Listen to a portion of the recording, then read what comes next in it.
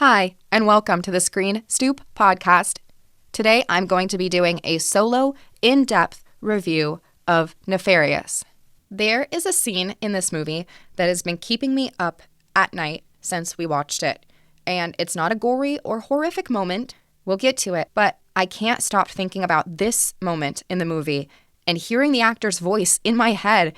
I hope I can get through it and explain it without breaking down, because it has brought me to tears multiple times now from memory days later. That's how good some of this movie was. But I also think that it is fair and a necessity to point out objectively where it failed. So Nefarious is a rated R psychological thriller starring Sean Patrick Flanery. The movie deals with theological, spiritual elements, specifically the demonic. The reviews on Rotten Tomatoes are on opposite sides of the spectrum. You have critic score rotten 33% and audience score 96%. Because of its Christian backing, I think that it's obvious it was going to get some sort of Hollywood critic negativity. And sometimes it's hard to separate your personal values from objectively looking at a movie. And sometimes a movie doesn't let you separate your personal values from objectively looking at it as just a film. A lot of the criticism is that this movie is really heavy-handed with its Christian agenda. And I, even as a practicing devout Catholic, cannot disagree. On the day of his scheduled execution, a convicted serial killer gets a psychiatric evaluation during which he claims he is a demon, and further claims that before their time is over, the psychiatrist will commit 3 murders of his own. Some people seem to really hate this movie. Some people, it seemed like, didn't understand that it was supposed to be a psychological Silence of the Lambs type of thriller instead of a exorcist demon thriller. Some people loved it.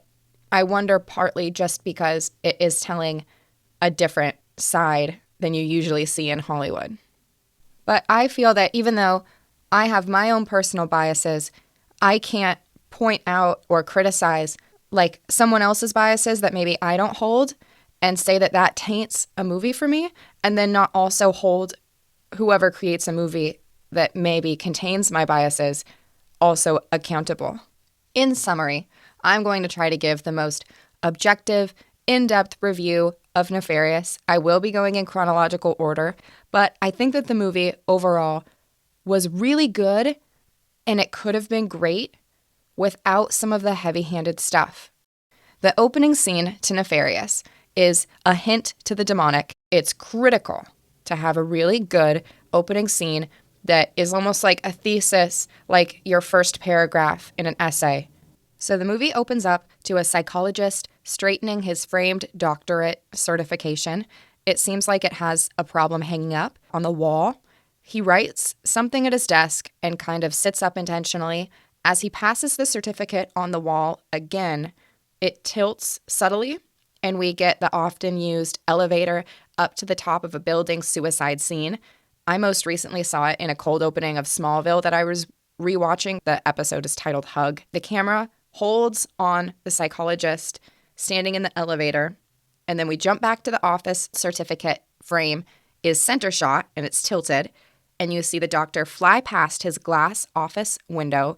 It looks like a significant drop from the skyline view. He's obviously dead. It's very succinct, no wasted time. It was really well done, great pauses, well directed. As a viewer, it hooked me. I feel like I have a good grasp of the circumstances here in just the first couple of minutes. Opening, excellent. Next, we have some dynamic establishing shots of our setting. A large prison, somewhere isolated, desert-looking terrain. It's well guarded. You get close-up shots of the gates, the outside bars, the barbed wire fencing, prison guard perches, and prison guards patrolling. I like the white paint, the white building. It's very stark and contrasting and pretty.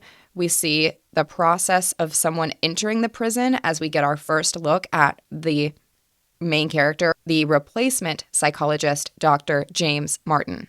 I like how this movie chose to show the step-by-step pat-down and car inspection. A lot of times in film, we get an abridged version of the procedure to enter a prison to talk to an inmate. Halloween, Silence of the Lambs, of course, TV shows like Bones and CSI need to speed it up. But it was a choice, and I appreciated the choice. Next, we meet the warden, and I really like the character of the warden. He introduces us to the story via expository dialogue. Normally, I would say clunky, but they do tie it in with a rundown of new information that the psychologist character needs to know. Like the time, I think that he's going to be put to death at 4 p.m. The warden also speaks in Southern, short and sweet, and to the point kind of way. So it wasn't jarring enough to knock. The psychologist James Martin is here to determine whether this serial killer, Edward something, is fit to be executed. By state law, you can't execute an insane person. The psychologist is here to either sign off on his sanity or declare him to be DSM diagnosably crazy. I also think that this first conversation with the warden flowed really well because the main character that he is speaking to has an opposite personality from him. So the black and white competent warden character lays out the situation as he sees it, but the main character, Dr. Martin, has a more open to change perspective, and you can see just in their small dialogue back and forth that they are very opposing in how they see the world and this situation. The warden sees a ton of bad stuff every day. He makes tough calls, and his world is much darker than the psychologist's because his reality and circumstances are so different from this well-dressed and well-off society life that the psychologist deals with on a day-to-day basis.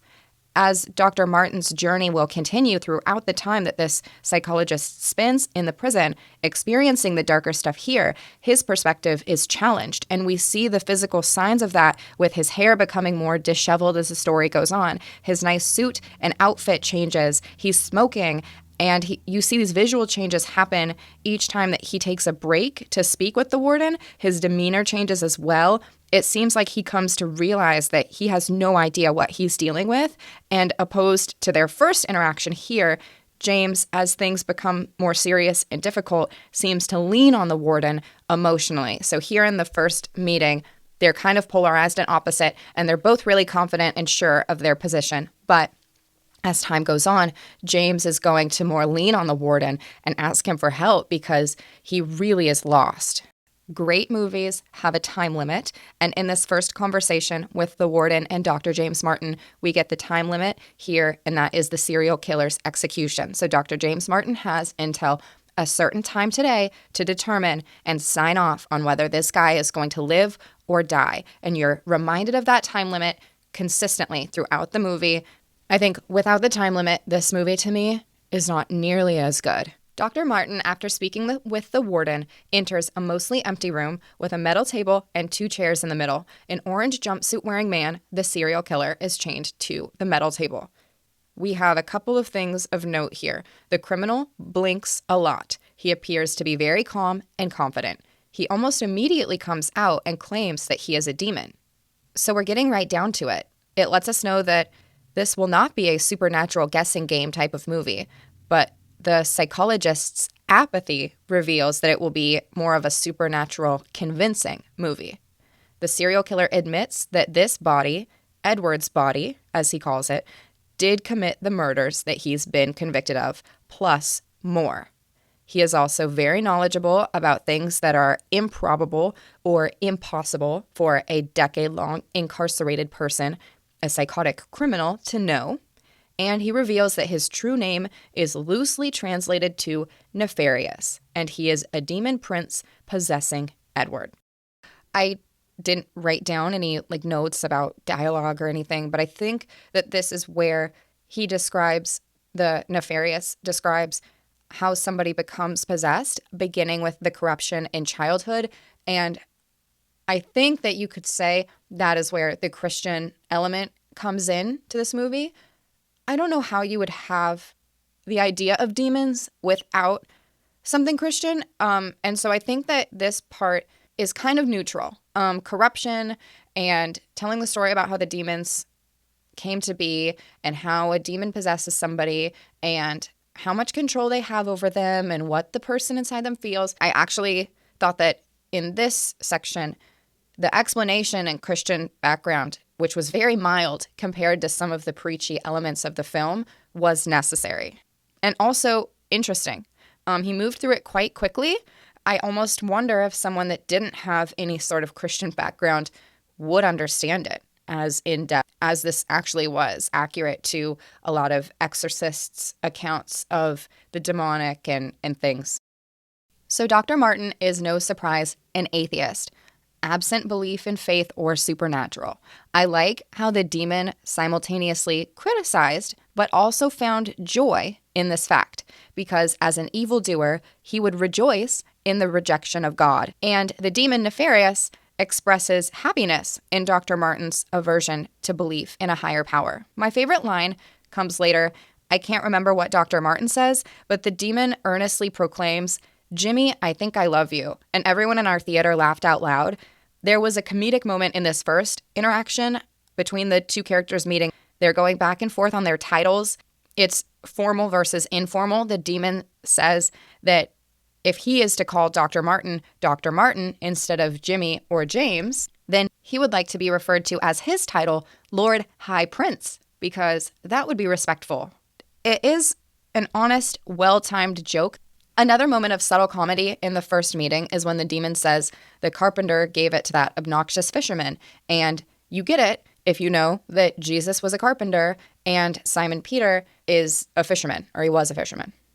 When the conversation about demons and Nefarious trying to convince the psychologist starts to flounder, the serial killer as Nefarious makes the claim, "Before you leave today, you will have committed 3 murders."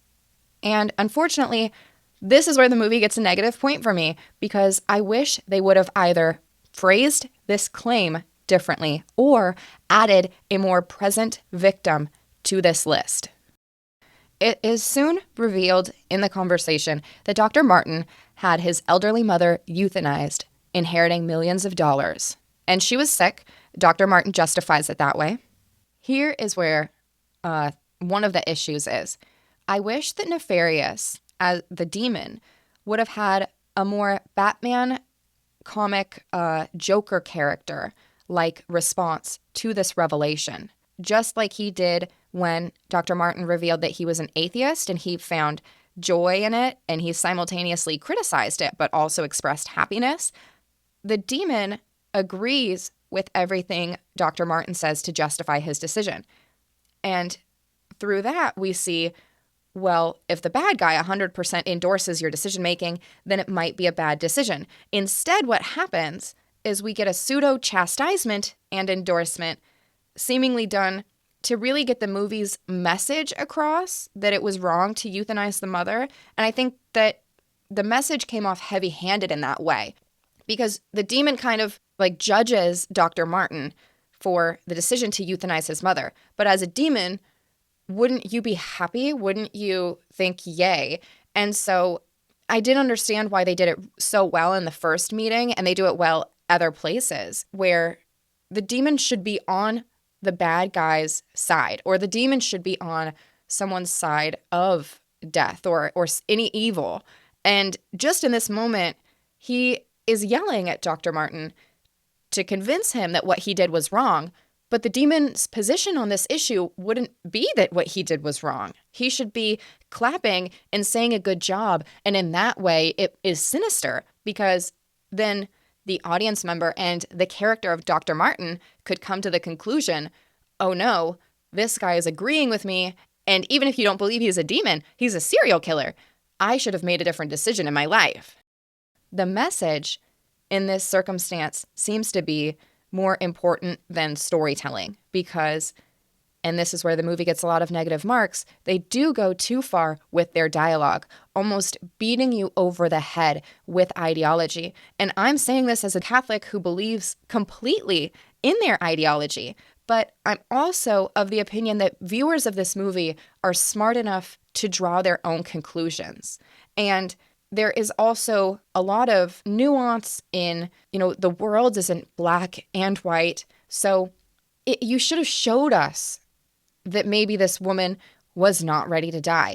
We weren't given enough information here for me to be convinced, even as somebody that has that personal value system, that it was the wrong thing to do. And so I think the movie kind of assumes that anyone watching it has no gray thought or nuance to the idea. It's just euthanizing anybody, even if the person has asked for it, because then how you didn't show me whether or not the mother wanted it. You didn't show me how much she was suffering. You didn't tell me if it was in her, what is that? Like the last documents, not your will. Every time I go into surgery, they have me sign it. You didn't describe any of that. So how am I to know that this counts toward him killing her? What if she wanted it and the mother killed herself? I am not a fan of God's Not Dead. 1 or 2, or I don't know if they made a 3. I've seen a lot of Christian movies in my lifetime, and they're all right. They are not something I would turn on again.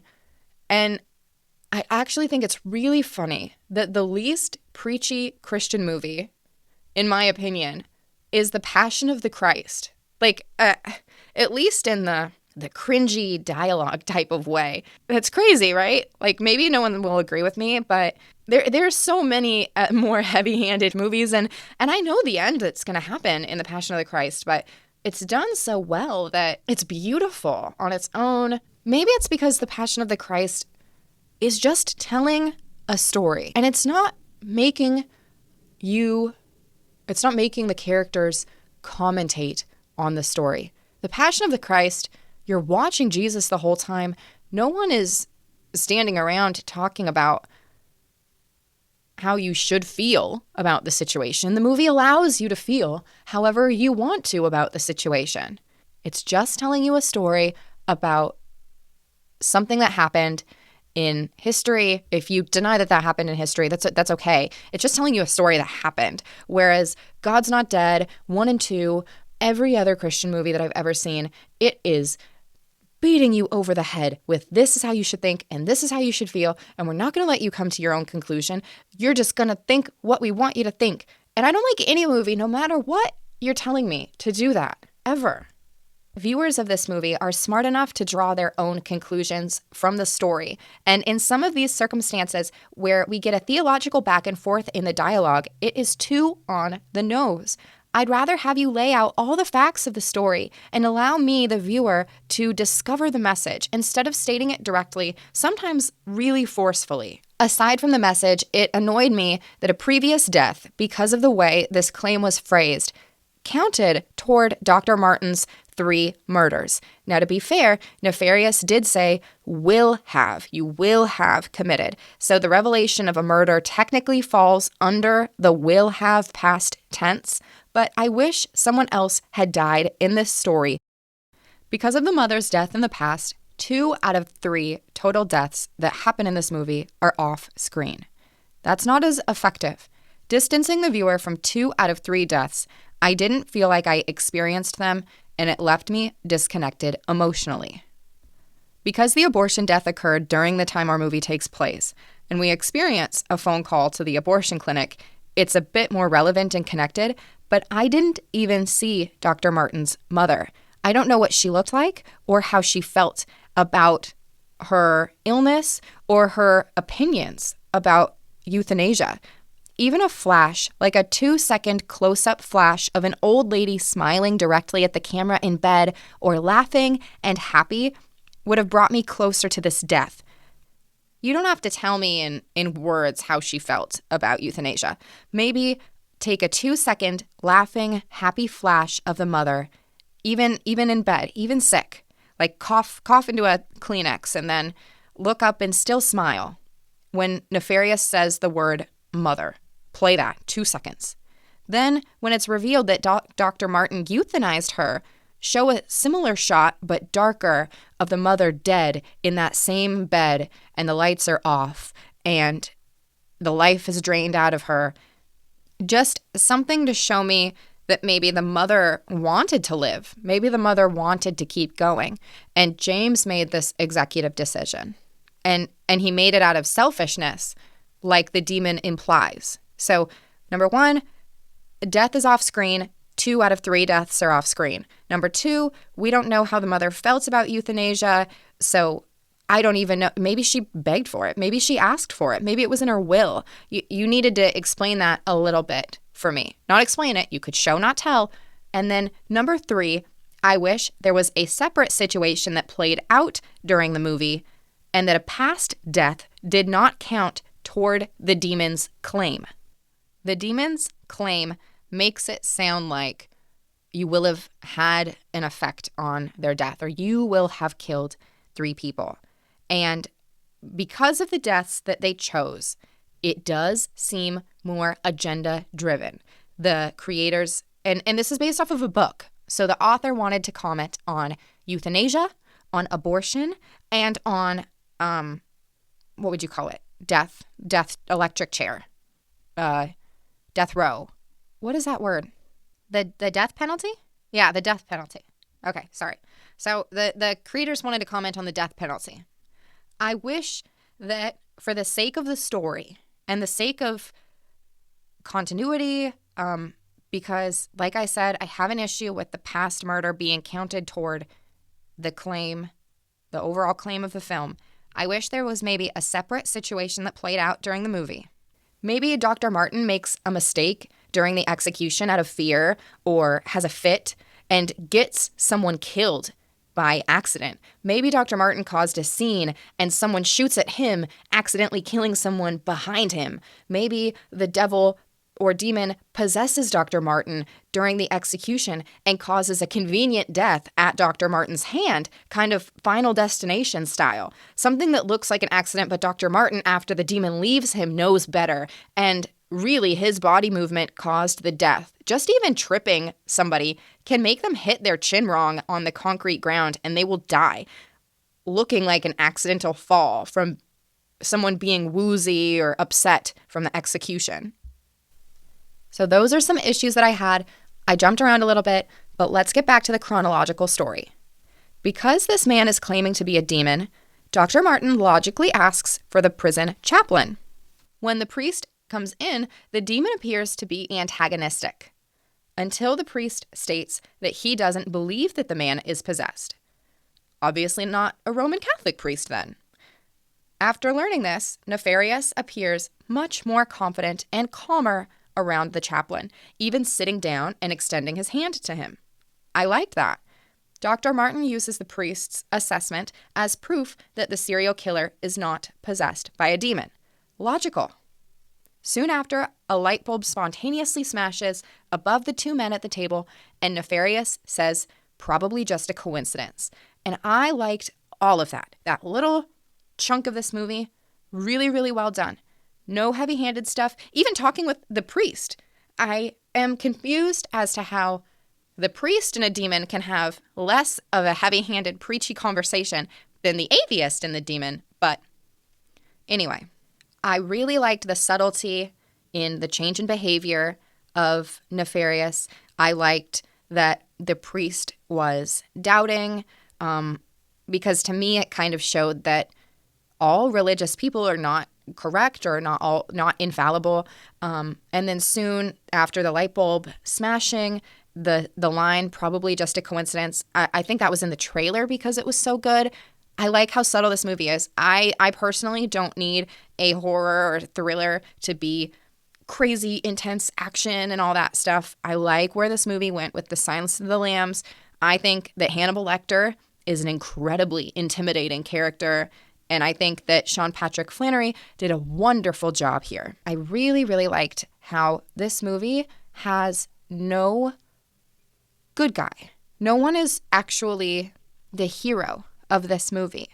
The warden is advocating for somebody to die, and he is almost pushing the doctor in that direction. The doctor is an atheist who believes that he's correct. He is overconfident and, what would you say, haughty.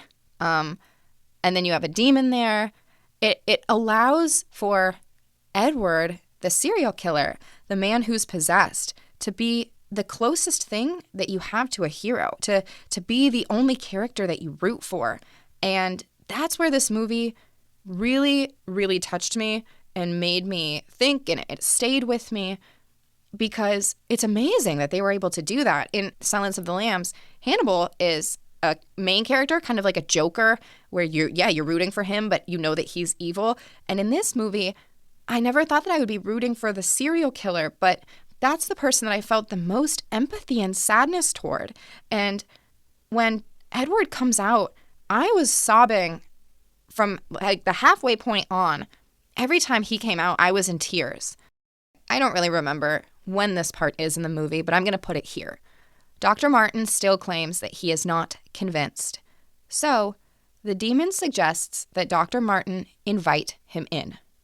PSA, never, ever, ever, I don't know why you would even take the chance to do this.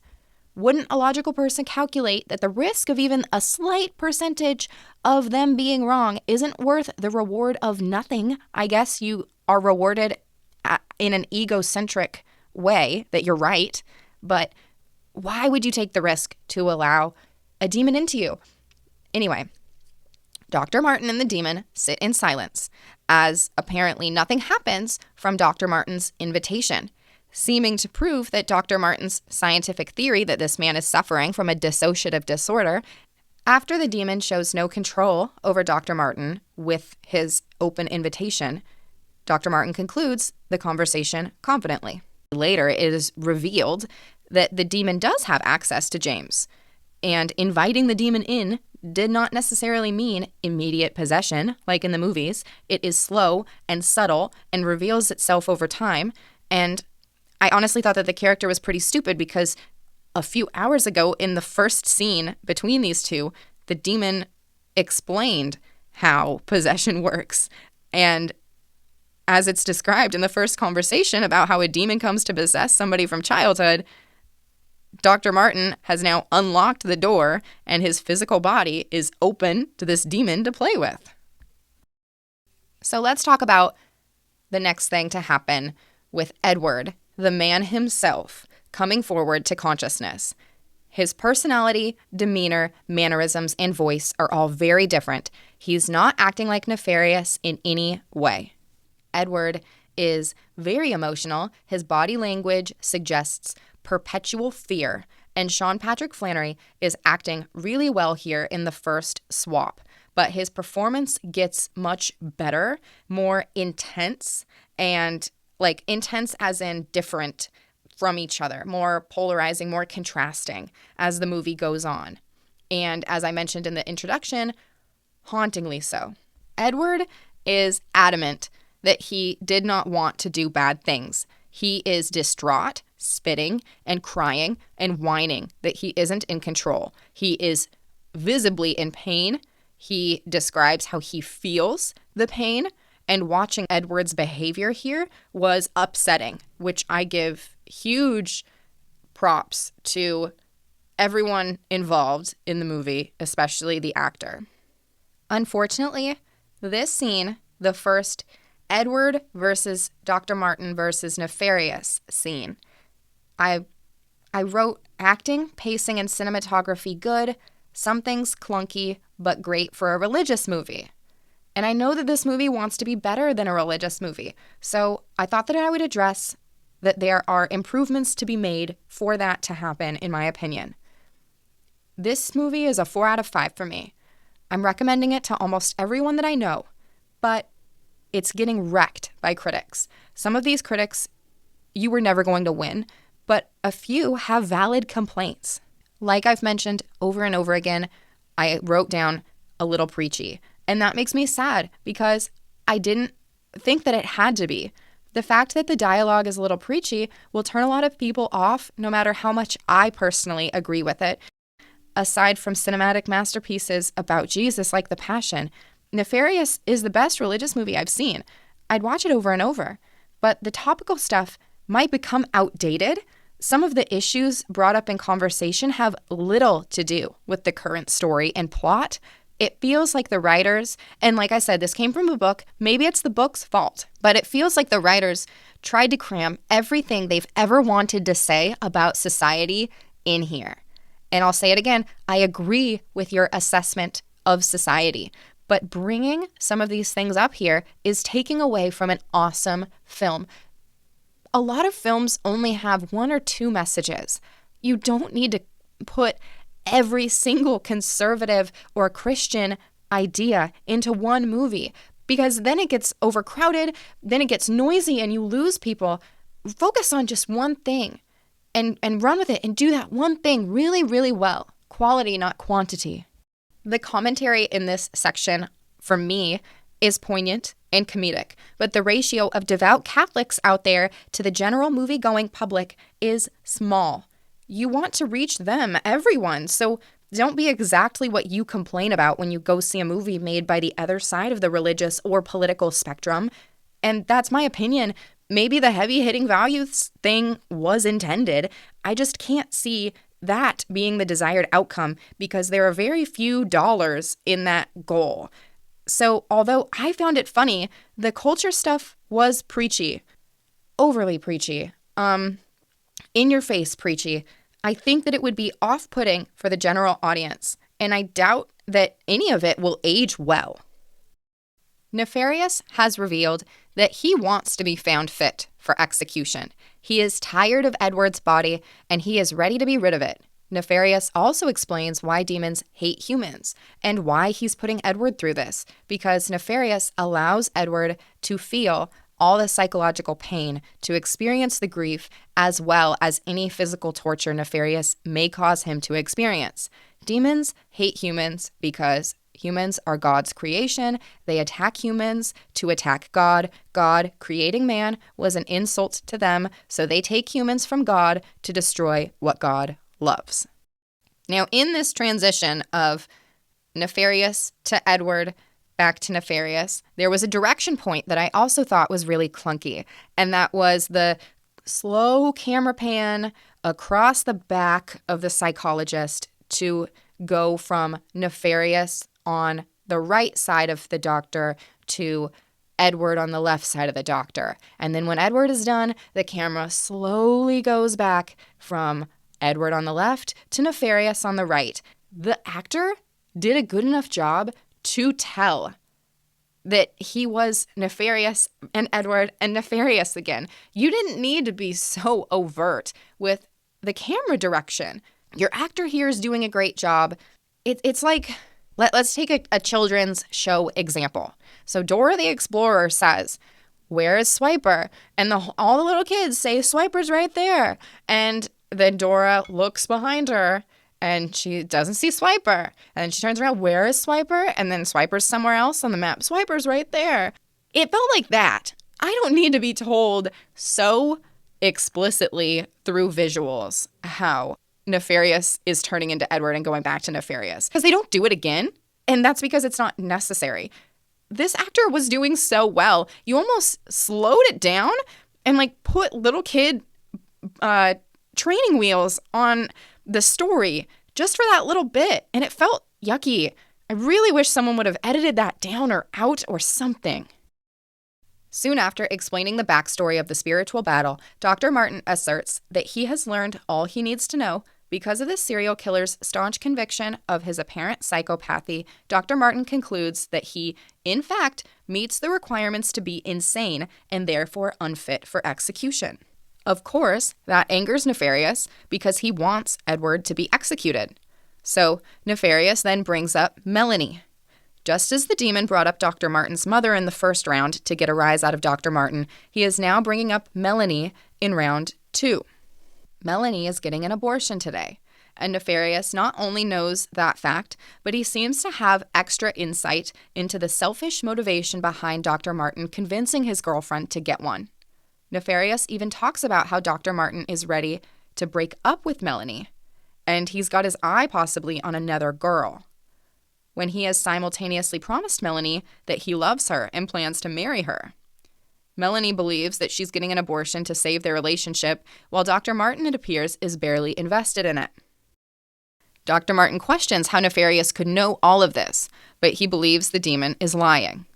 Still, what pushes Dr. Martin over the edge of being convinced that this man is telling the truth, at least about the abortion, is a bizarre and disturbing performance from Nefarious. And this scene, while uncomfortable, I really, really enjoyed. Nefarious stands up from the table, and he appears to be counting down the seconds until the baby, he says baby boy, is killed and absorbed into hell. Nefarious overtly performs the countdown. The verbal and nonverbal language here are reminiscent of sexual tension building up to a final orgasm or climax. At the end, Nefarious is elated and triumphant and exhausted. He sits down. It feels like a pseudo-sexual encounter. This strange behavior instills fear into Dr. Martin as he begs to be let out of the cell and use a cell phone, any phone, to call his girlfriend Melanie. This was a little bit confusing for me because I now question if the movie is making a comment that babies who are aborted go directly to hell, which to me seems so odd. I personally don't believe that any child that has never taken a real breath of life has enough sin to go to hell, but the movie is stating that, I guess, right, from this? Of course, no one can know what happens to unborn babies, miscarriage, or aborted, or just simply can't be sustained, prematurely born, anything like that. There's no telling what happens to any of us. There's no sure answer. I have what I believe. I'm sure anyone listening to this has what they believe, or even a nihilism, absence of belief. So there's no true answer, but this movie is asserting that apparently this fetus baby went immediately into the arms of hell. There is a non-canonical book in the Bible, the book of Enoch, and I do believe that in that book it describes hell, the different layers of hell, or there's like different sections that people are in, and there was one section where it's almost like a judge and jury where people that have been murdered go to charge their accusers. I wonder if that is where they're getting this. The acting here, once again, wonderful. It is meant to make you uncomfortable. It's meant to be erotic and gross. And it feels that way. It's exactly how I picture a demon. Almost, from death. He's so joyful, so released of the pressure and the countdown. When Dr. Martin finally speaks to somebody at the Women's Health Center, the receptionist explains that his girlfriend is recovering and won't be able to talk for a while. Nefarious being correct about this instance lends further credibility to us and the psychologist that something is going on. And this point is when I realized that Jordan Belfi was also doing really well as Dr. James Martin in this movie. There are some performances where you want to be the center of attention and the person can't look away, and that would be Nefarious, Sean Patrick Flannery's character and performance. And then there's other times where an actor wants to be the pseudo audience member. We're going through this experience with Dr. James Martin as well. We're watching and experiencing everything from his perspective. We followed Dr. Martin into the prison. We have experienced everything that Nefarious has done alongside Dr. Martin. And now we hear the phone call to the abortion clinic and we see all of the emotions hearing of his child's death overwhelm Dr. Martin's face. I thought that this death was much better done than the first death. There was less commentary on it, less dialogue, more show don't tell. It was creepy. It felt intense. And maybe they wanted that kind of burn up to the final death. So the first death of the mother was really kind of non-consequential. And then you kind of felt the second death. And then you're really going to feel the third death. Maybe they wanted that slow climb. But I thought that this death was done more like a movie. And the first death was done more like a book. And then I believe this is when Dr. James Martin has to take a break and go out to the yard and smoke. Well, he doesn't have cigarettes, but the warden sits down next to him. You can see that Dr. Martin is a bit disheveled, and the warden hands him cigarettes. He says he always buys a pack of cigarettes on an execution day, and he says that he's going to throw away the pack before he gets home if he doesn't finish them, and he never makes it that far. He always finishes them because it's stressful. It's a symbolism of how stressful the day is. It's a wonderful way in dialogue to say today is so upsetting and stressful without actually saying it. This is the first time that we see James's worldview challenged. And I also felt that this part in the movie was when I was really engrossed in what is going to happen next. I felt like at this point, Nefarious had control over the situation, and that is menacing. It's kind of like Hannibal Lecter at least when I was watching Silence of the Lambs, when he first comes out and he's really pretentious, that didn't hook me. But when the things that he was saying started to be accurate, that's when I was hooked. And it was terrifying to have somebody locked up that could be so aware. It was terrifying to have somebody that was chained, in this case, chained to a table, that seemed to have control over the environment, and in particular, this doctor's life. As Dr. Martin is in the yard talking to the warden, a prison guard comes into the room with the table to get Edward's order for the last meal. And this is where I'm going to get upset. Not everybody with an eating disorder suffers with very intense forms of dissociation, but it is eerily similar to what this movie is portraying as being possessed. I experienced a very intense form of anorexia to the point where I was disconnected from reality, starving myself so bad that if I walked into a restaurant, I pictured in my head, playing out murdering people, strangers, to take their food, and just thinking that it's okay. It's something that your brain does. It's like a starving animal will kill or attack to get food. It's really weird to live like that, to simultaneously want food but also restrict yourself from it.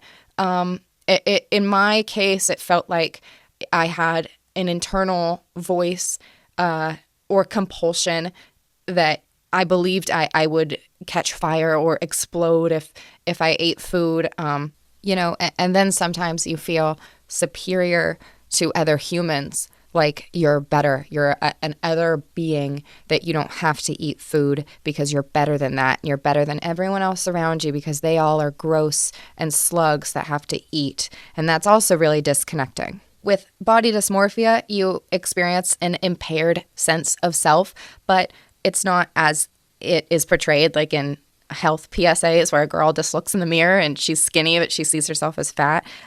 You have an impaired sense of self where you can't really trust who you are or your perception of yourself. You also have out-of-body experiences, at least I did with the anorexia.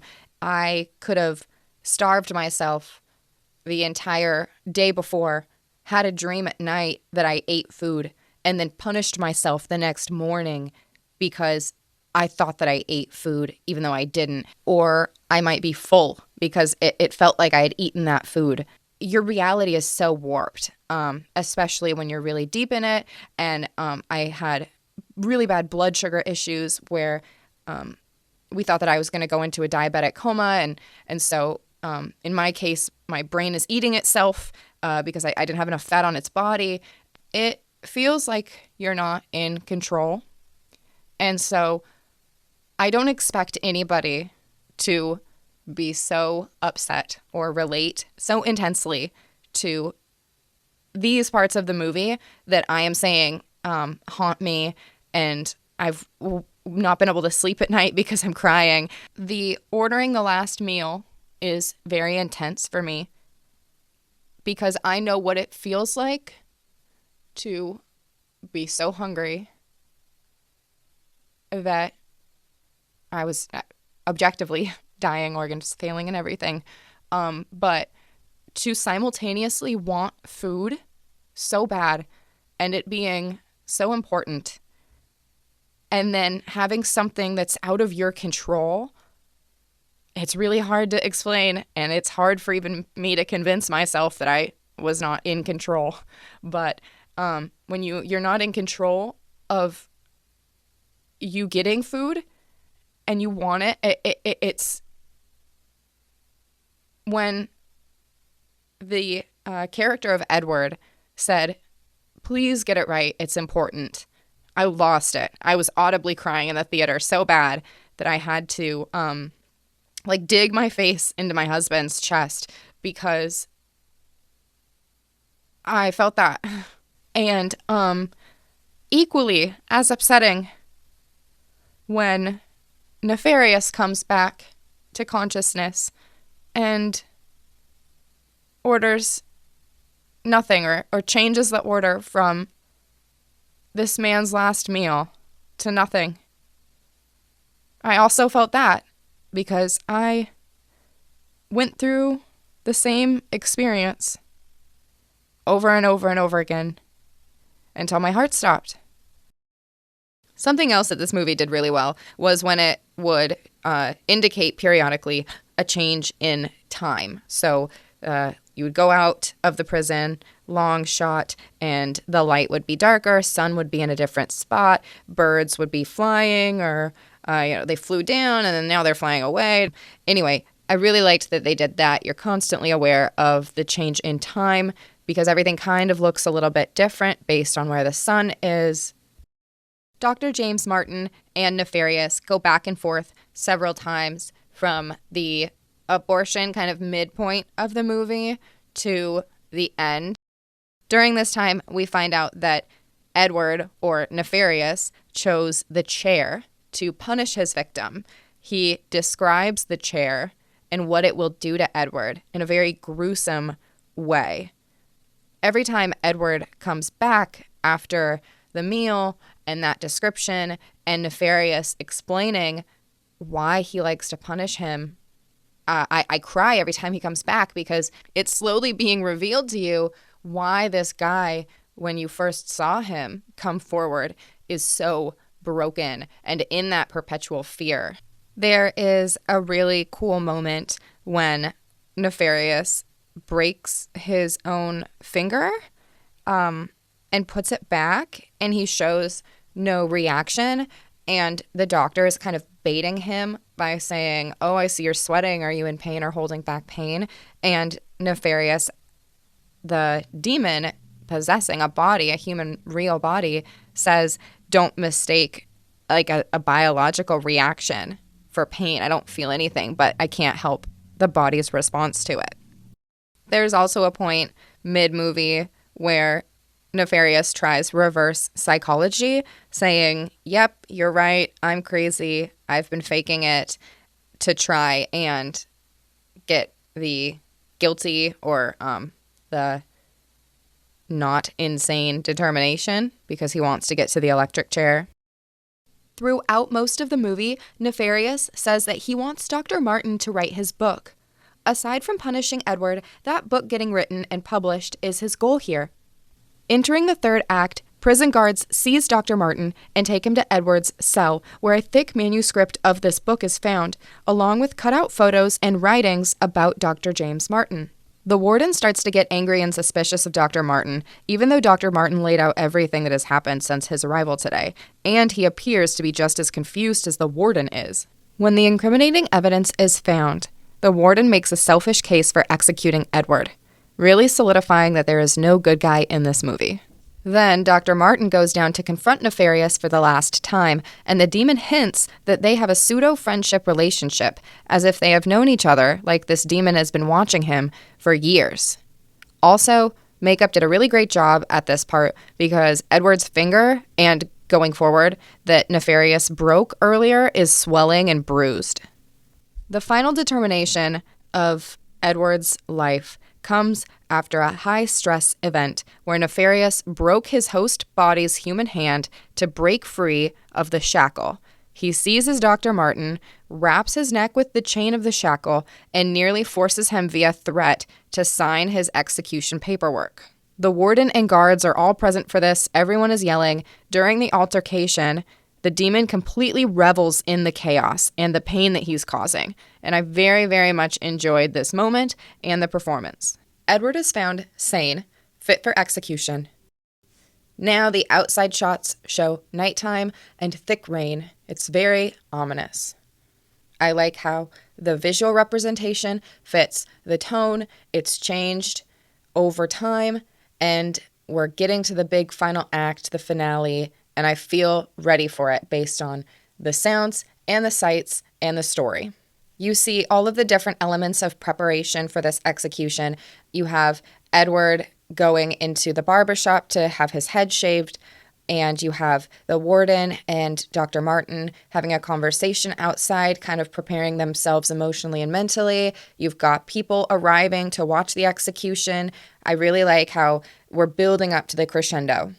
After Edward gets his head shaved, we have the second most upsetting part, what's been playing in my head constantly, what has brought me to tears for an entire week. I finally got rid of it before I would go to sleep recently, a week and a half later.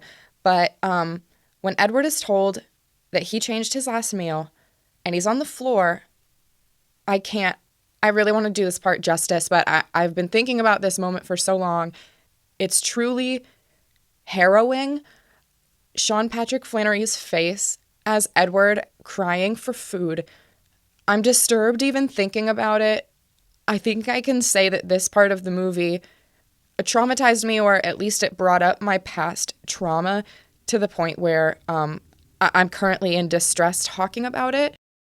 I think this movie shines in a lot of different ways, but these moments of torment between Nefarious and Edward are really what the movie is all about. It's what I took home with me when it was over, and it's because they're done so tremendously well that it makes me mad. We spent so much time on modern day commentary when this should have been the focus. Like I said, it's so memorable that it stayed with me long after I got out of the theater.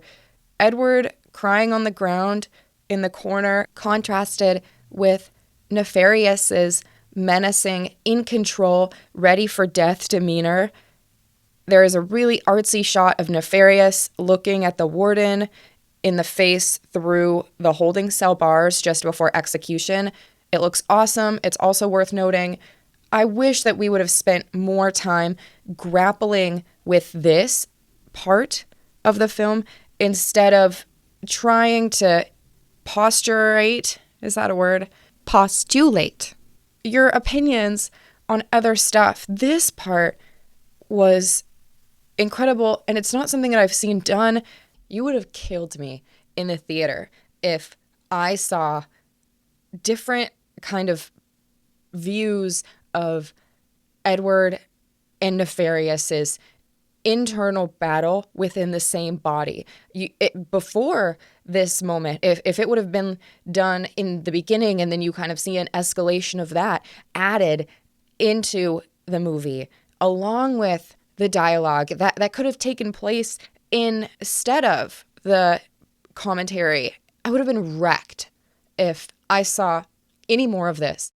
Edward uses up a lot of energy all the way from the holding cell to the electric chair, fighting, screaming, pleading, begging for his life. It made me feel anxious, uneasy, like I was suffering too, and I wanted to stop it. And this is the first time ever that I have walked out of a theater. With the buildup of tension, I was so nauseous. I had my own issues going on in my head. I was watching this crying man go to the electric chair. When they put the head strap on him, I had to leave. I started hyperventilating. I couldn't catch my breath. I went to the bathroom until I could calm down. I sometimes use, when I write somebody a card or a letter, this might sound psychotic, I use whether or not they cry as a gauge to tell if I wrote well enough. And I kind of could use the same application of thought here. If a movie makes me get up and leave because I can't handle the stakes or the pressure or the emotion and I don't want to see anymore, you've done a really great job. So I know how the movie continued because my husband told me. The execution does play out on screen. He said that there was a really cool eye effect on Edward's body. He said that something happens. There's kind of a chaotic event where the nefarious demon speaks to Dr. James Martin, and Dr. James Martin takes the pistol that was on the detective's side. The detective that put Edward away came to watch. Apparently, Dr. James Martin takes the gun and tries to shoot himself with it, and he obviously did not intend to do that. It's kind of the proof of possession. Anyway, so that all happens, chaos.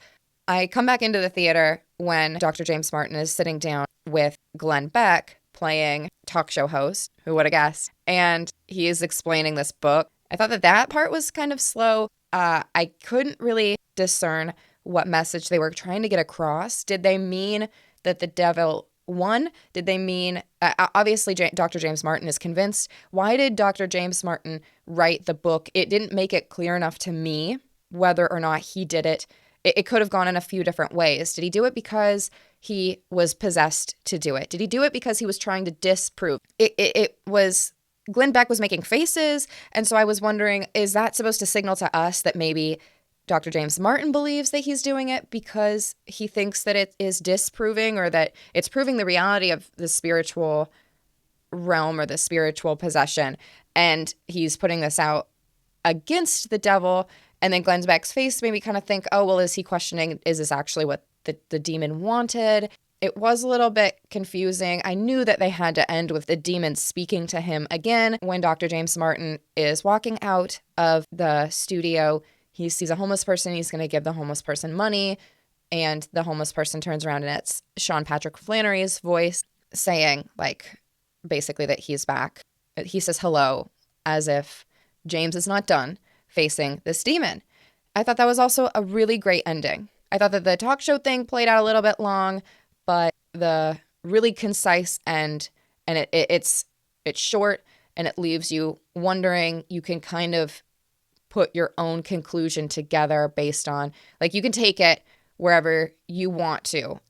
It's a little bit like in the Chronicles of Narnia, when the children fall out of the wardrobe and they see the professor and they say, you wouldn't believe us if we told you what happened. And he says, try me. And so you can kind of play out, well, what's going to happen next in your head. And I love it when movies do that. I know that this movie made Shelby question evil and his stance against the death penalty, which I thought was a really cool consequence of the film, or a take-home message. It made me wonder how much evil is spiritually driven. I've personally, because of my experience, always used demon or Satan interchangeably with my psychiatric and negative or intrusive thoughts. I've always seen personal struggles, addiction, obsession, and things like that, my own anorexia included, as a spiritual battle as well as a mental one. I have only been able to sustain recovery with a coupling of psychiatry or psychology, CBT, DBT, with theology and faith and God and prayer. That's the only thing that's been successful for me. And so I tie them together really closely. I think that people struggle with additional or nuanced sin, and it can be out of their control. The church obviously separates demonic activity and an abnormal psychopathy as two distinct things. That's just my personal opinion. And so I thought that this movie's premise was so cool, because the entire time you're trying to determine whether or not it's demonic or psychological. And because I see it as both, I kind of maybe perceived the movie as people have both that they struggle with. Jesus said, "Depart from me, Satan," when even tempted by doubt or giving in to self-preservation. So that's kind of how what my takeaway was. Of course, I was very moved by this movie, but that's where I will end this review. As I said in the beginning, I'm rating Nefarious a 4 out of 5 on Rotten Tomatoes, and it gets an enjoyable theater experience in the Screen Stoop ranking, the same score that we gave Dungeons and Dragons last month. It is, for us, the highest rank of our silver or mid-tier movies. I hope that you found this to be an interesting and objective review. Thank you so much for listening. Goodbye.